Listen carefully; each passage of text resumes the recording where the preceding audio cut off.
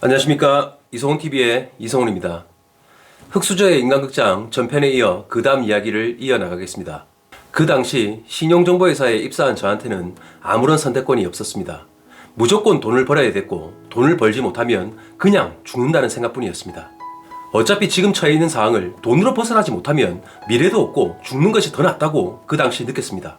하지만 열정과 도끼를 품고 목숨을 걸어서라도 잘 돼보려고 결심한 저한테 다가온 현실은 너무나도 잔혹했습니다. 학창시절 공부 잘하는 애들 들러리나 하면서 뒤에서 박수만 치고 공부 한번 제대로 해보지 못한 저였습니다. 어린 시절 책 한 장도 제대로 읽어보지 못한 저한테는 아무것도 할 수 있는 것이 없었고 아이디어조차 떠오르지 않았습니다.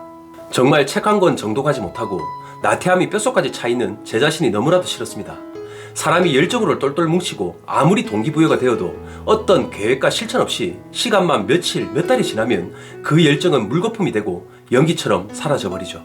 게으름이 온몸 전체에 퍼져 있고 패배자 같은 저한테는 그런 날들이 남들보다 빨리 찾아올 거라는 것을 누구보다도 잘 알고 있었습니다. 아시다시피 추심이란 일은 알려주는 사람도 없고 찾아볼 책과 자료도 당연히 없었죠. 너무 답답한 마음에 평생 읽어보지 않던 자기계발서, 성공한 사람들의 스토리가 나와있는 책도 정말 많이 읽어봤습니다. 하지만 전부 똑같은 말뿐이었습니다. 노력, 열정, 최선, 꾸준함 이런 말들 뿐이었죠. 아니 그러니까 지금 나한테 노력할 준비도 되어 있고 열정도 다 있는데 구체적으로 뭘 해야 되냐고 하면서 혼자 소리를 정말 많이 쳤습니다. 그래서 그때 제가 고심 끝에 생각한 건 나만의 트리를 만들자고 생각을 했습니다. 이 트리가 뭐냐면 저의 단점과 바꿔가야 될 부분을 적는 것이었습니다. 일단 제일 상단에 일의 성공과 돈을 놓습니다. 그리고 일을 잘하려면 어떻게 해야 되고 내 자신이 어떤 것을 바꿔가야 되는지 계속 밑으로 적으면서 내려왔죠. 그중 제일 마지막 하단에 놓여지고 제가 제일 먼저 바꿔가야 할 것이 잠, 즉 수면 시간이었습니다. 학창시절 매일 10시간 이상을 집에서 자고 학교 가면 밥만 먹고 또 수업 시간에 자고 이런 게으르고 쓰레기 같은 날을 바꿀 수 있는 첫 번째가 수면 시간 조절이었습니다. 어차피 저는 다른 사람보다 머리도 좋지 않고 좋은 학교도 나오지 못하고 인맥도 없었습니다. 그리고 집안에 빚도 떠안아서 20대 초반에 억대 신용불량자인 저였죠. 하지만 어차피 과거에 다른 애들 공부할 때 놀고 자고 했던 내 자신이 만든 제 현실이기 때문에 누굴 탓할 필요도 없었습니다. 뭐 자업자득이니까요. 그래서 제가 할 수 있었던 것은 지금부터라도 남들 2배로 하루를 살고 일하고 공부하자였습니다. 그래서 그 첫 번째가 눈 떠 있는 시간을 늘리자는 거였죠. 그래 이제는 새벽 5시에 출근하고 밤 9시에 퇴근하자고 마음을 먹었습니다. 그리고 하루에 5시간 이상 절대 자지 않겠다고 다짐하고 집에 가서 알람을 맞추고 잤습니다.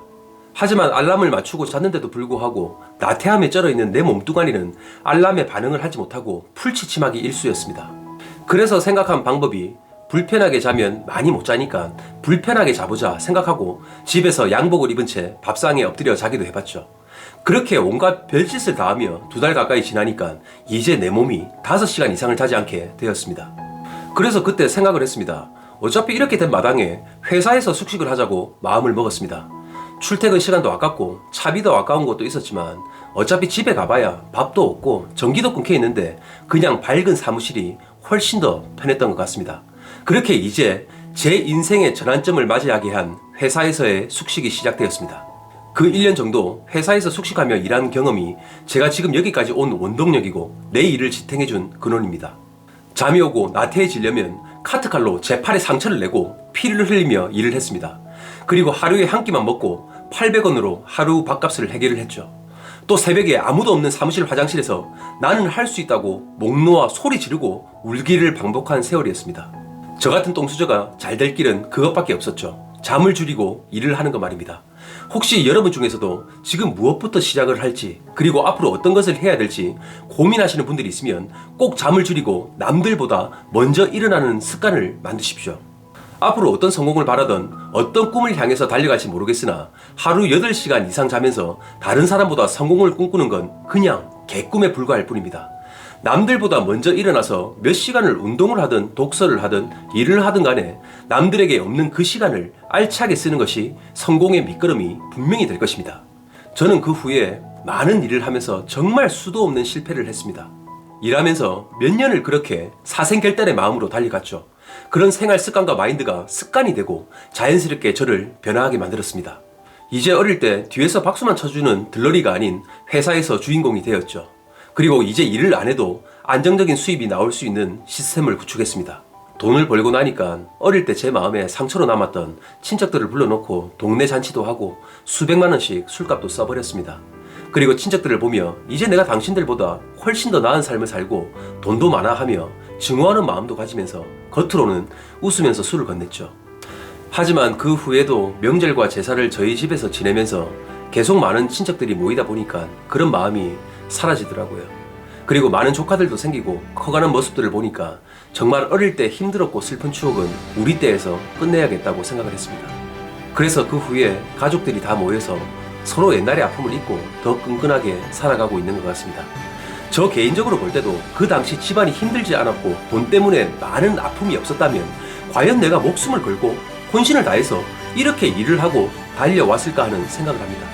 우리 각자가 살다 보면 많은 아픔이 있습니다. 또 어떤 계기와 동기부여가 되는 사항이 분명히 발생을 합니다. 그걸 자신에게 어떤 식으로 기회를 삼고 성공의 발판을 만드는지가 정말 중요하다고 생각을 합니다. 세상은 어떤 돈과 성공을 한 번에 이룰 수 있는 방법은 절대 없습니다. 예로부터 우리 인생에 3번의 기회가 온다고 합니다. 하지만 그 성공의 기회는 누구에게나 똑같이 오지 않습니다.